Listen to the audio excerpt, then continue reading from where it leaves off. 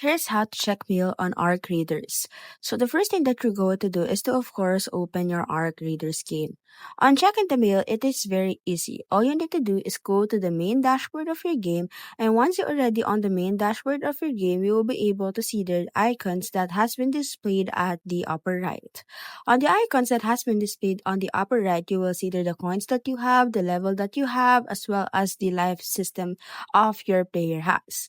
And you will see there the envelope button or the envelope symbol on the symbols that is has been lined. Now what you need to do is to click on that envelope button.